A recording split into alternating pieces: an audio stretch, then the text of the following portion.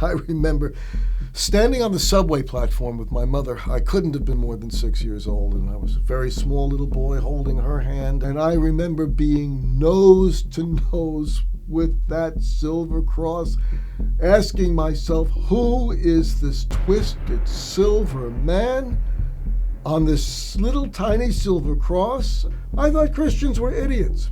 They were dumb, dull idiots.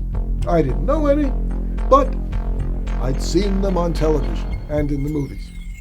So I knew what they were like. Growing up to the sound of the bells of the Catholic Church waking me up every single morning in my life, those, tough Catholic kids marching out of the parochial school in their uniforms. And I actually thought it was the Christians who killed the Jews in the Holocaust.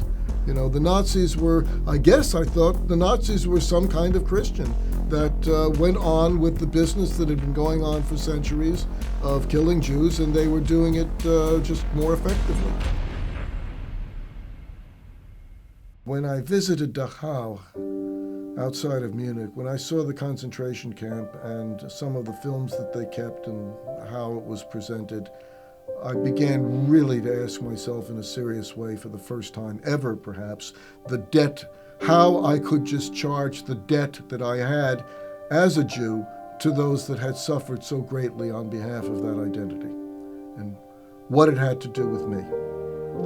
And it was at that point, oddly enough, asking myself what it meant to be a Jew, that this whole other aspect of religious claim came into my life as a result of a robbery that took place in the hostel that I was staying at, where I was robbed while I was sleeping. Now, being without money or identification of any kind, I made the decision to test God, if you will. Say, okay, I'm not going to do anything. I'm not going to wire home for money. I had this vision of all these little pieces of paper that were in my wallet flying away into the sky and leaving me behind as a child of the universe, a naked child without an identity in the universe, ready to start again, utterly dependent on whatever it was that life brought me.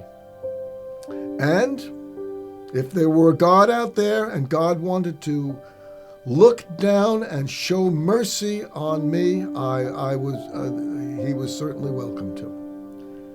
Which is actually exactly what happened. I met a young woman who befriended me. She was a committed Christian believer who was very interested in my Jewish background. And as we got to know each other, she began to unfold the story of a Jewish Messiah to me in a way that I had never imagined existed. I mean, we knew Jesus was Jewish, but beyond that, I just figured Christianity popped out of nowhere. She very gently began to describe the gospel to me, for some reason, as I never had been before.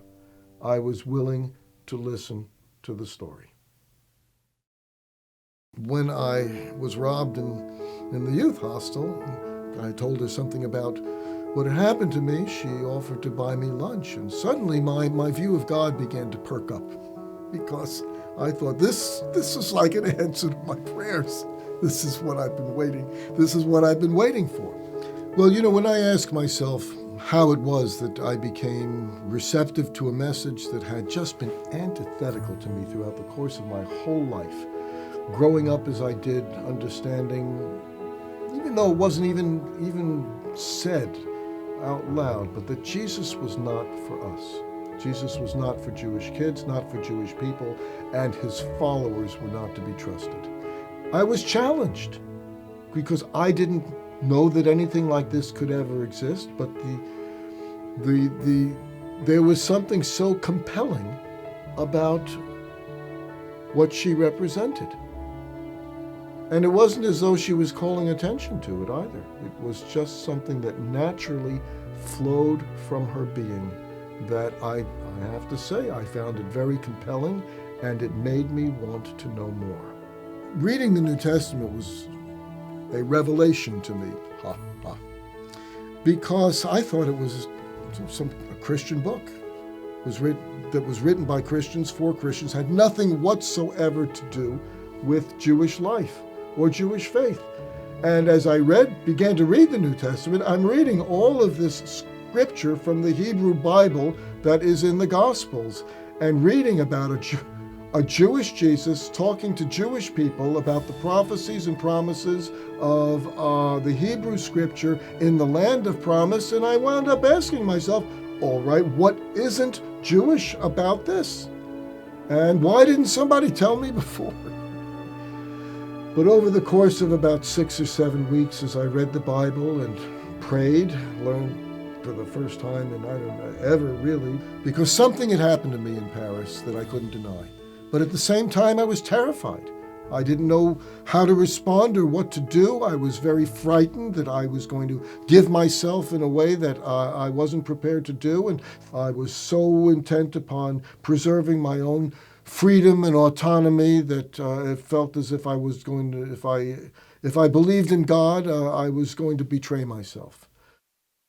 There was a great contrast between the vivid image that I still retained after all of these years of the crucifix and the silver twisted, lifeless, inert body on that crucifix that I had seen at the hip of that Roman Catholic sister, and the vivid, vibrant, life-giving Messiah that I now began to encounter through the scriptures and in my prayers and in my relationships with other people, and how it was that I was being reshaped in a way that was new. And one of the main ways that was taking place was in the qualities of the relationships that I was having, not only with other believers, but how my attitude was changing toward other people. I distinguish faith and belief. Faith and belief are not the same thing. I think Jewish people have to give themselves permission to believe in order that they may have faith. Walking with God, as I have begun to learn to do, is an extraordinarily enriching, multifaceted way of living. It was through his suffering that he reached me.